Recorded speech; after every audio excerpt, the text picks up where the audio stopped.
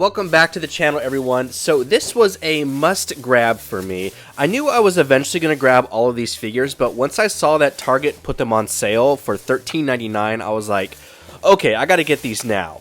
So here they are. These are the new Super Mario Bros. Movies articulated figures from Jakks Pacific. I grabbed all 4 of them. Bowser wasn't on sale, but I'll eventually pick him up also. So now, these are the 5-inch figures, and the original price for these was $19.99. So again, Target had these on sale for $13.99, which was an absolute steal. I mean, $19.99 wasn't bad for these figures as it was, but that sale made it easier to pick these up. Right off the bat, I'm loving the design of the packaging. It's sleek, it's got a matte finish to it. All the items have like a glossy appearance to them, which really gives it a good contrast. So they all have the same illustration of Mario leaping in the air. When we move to the side of the packaging, you can see some photo renders of what the figures actually look like. There's more of that matte finish with the glossy tones. Back of the packaging shows more real-life photos of what these figures look like. It says there's realistic eyes, premium details. Mario has 16 points of articulation, Peach has 8, Toad has 9, and Luigi has 16, just like Mario. Here to the right of this packaging is probably my favorite part of the box art, and it is more illustrations of these figures, but at a bigger scale. And what I like the most about this is, say you wanted to take the figure out, you can display the box on your shelving and you can put the figure right in front of it. And I think that would display really nice. So let's start with Mario. I'm just going to go in the order that I had them on the table. Here is the barcode to help you track this down. This is not a Target exclusive. These can also be found at Walmart, and I believe Macy's as well.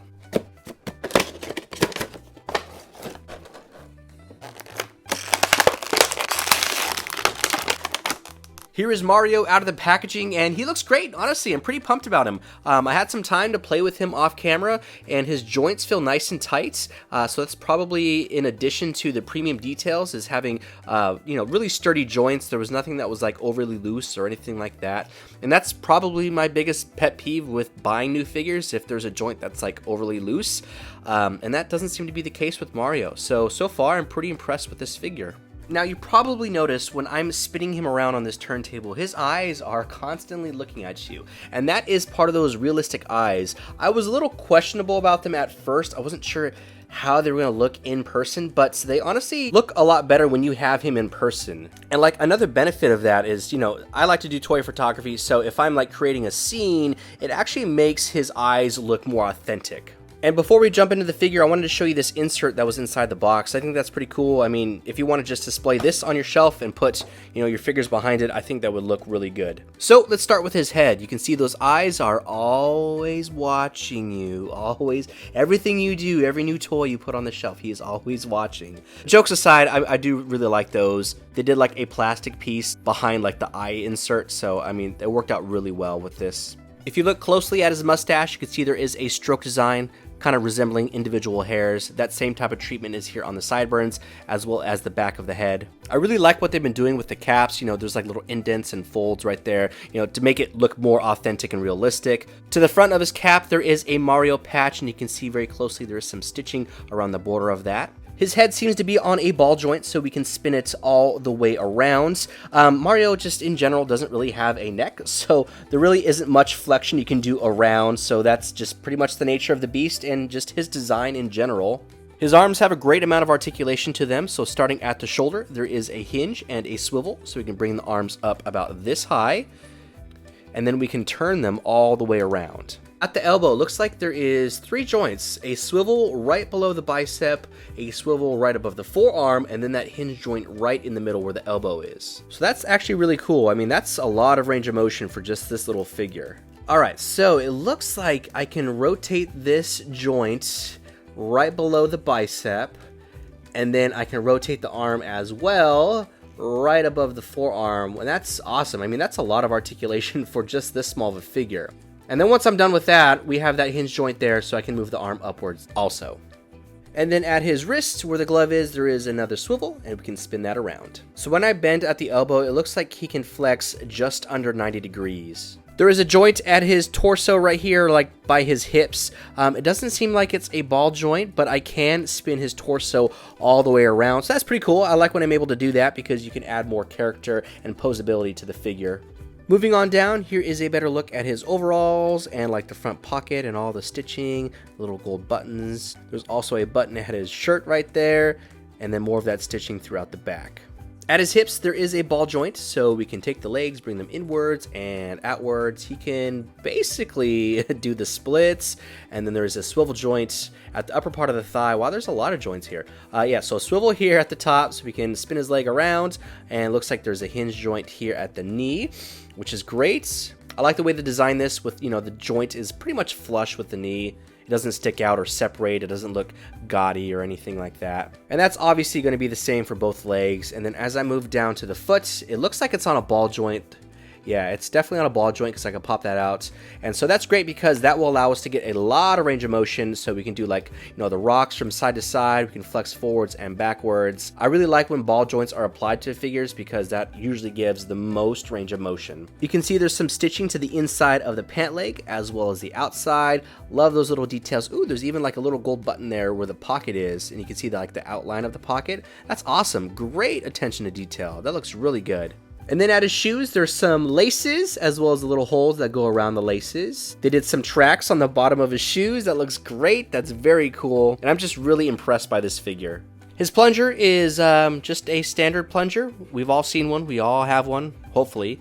And it doesn't look like there's any plunging action. So you probably can't unclog any mini toilets.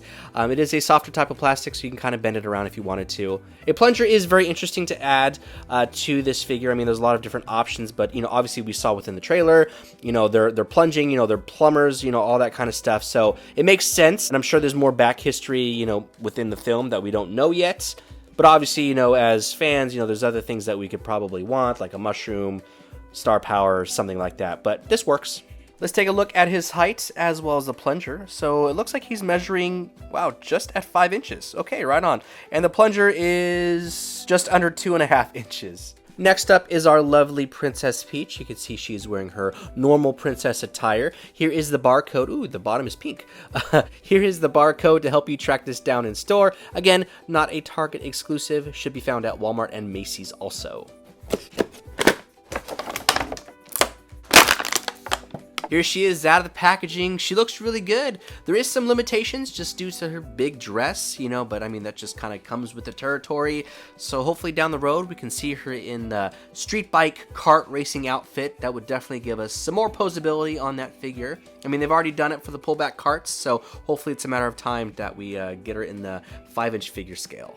She does come with her princess parasail. It has a little heart for the handle. It does not open up. I mean, that would have been pretty cool if you could open it up, kind of like those little drink umbrellas, and you can do like some Super Smash Bros. Where she's flying in the air and floats down.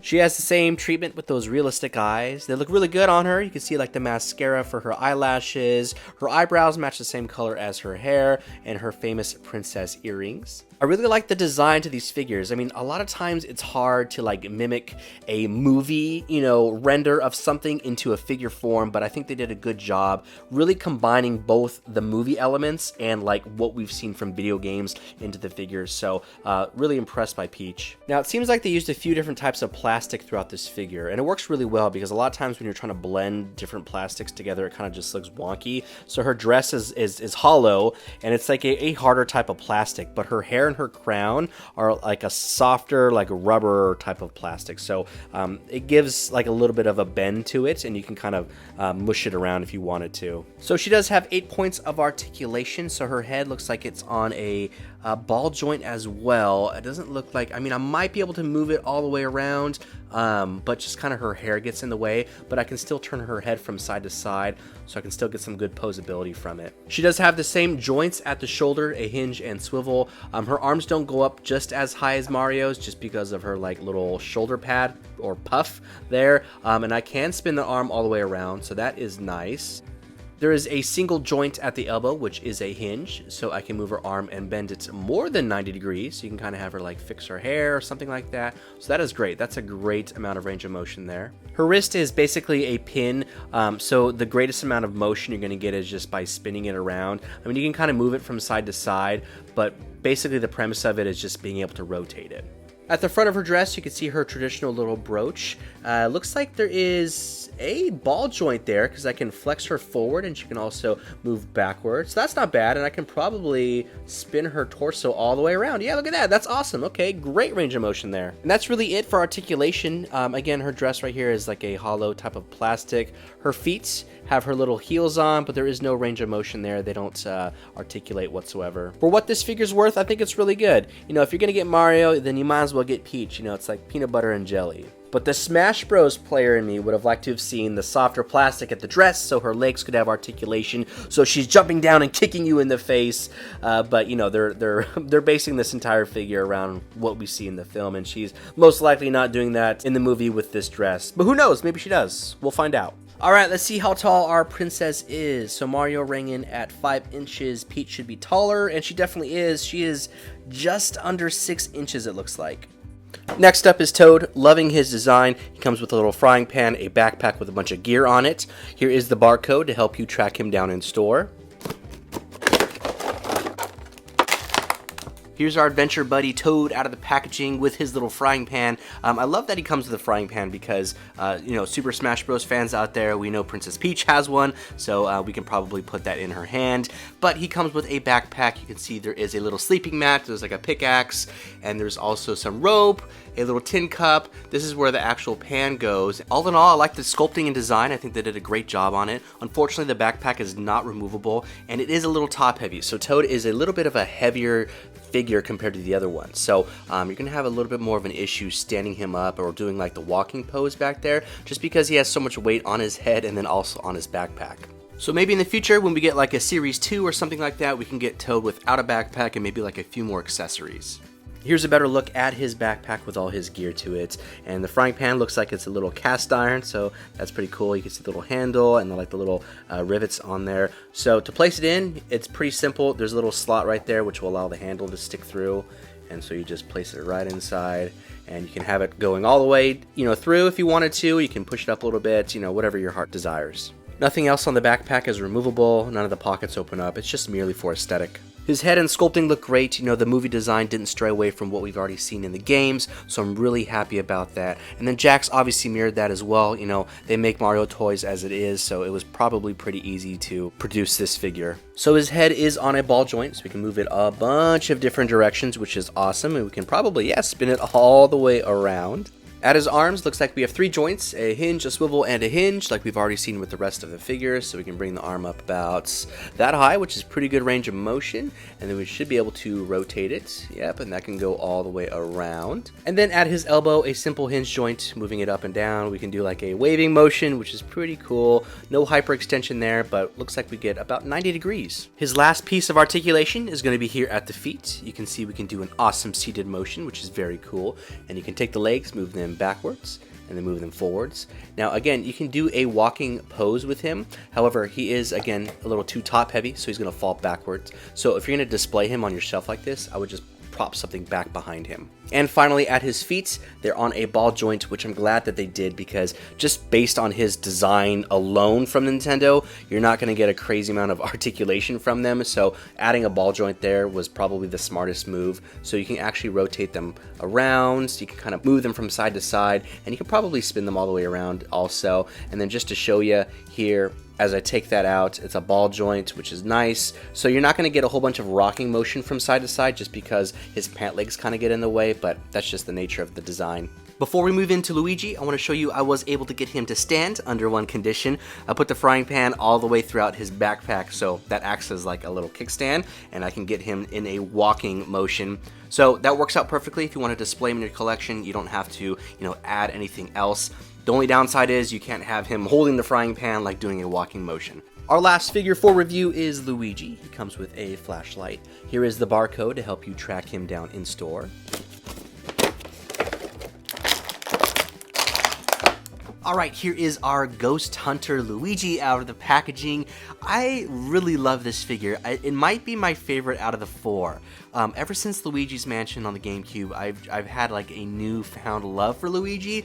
So being able to have him in like this type of figure form is really special to me. And you can see he poses really well. I mean, I have him on one foot and I'm able to spin him around. He does come with a flashlight, which is great because, you know, that gives me that Luigi's Mansion type of vibe. But, you know, obviously they're keeping this Super Mario Bros. Movie based, but who knows, maybe in the future we can get a full-blown Luigi's Mansion figure. He does come with 16 points of articulation, just like his brother Mario. So since he is a taller, lanky type of, you know, character, I think we're gonna get even better posability from him. Here's a closer look at his face and those realistic eyes. You know, they did such a great job on this. We have that stitching and embroidery at his cap for his little L, and you can see the little imprints from his cap to give it like that fabric or clothing type of look.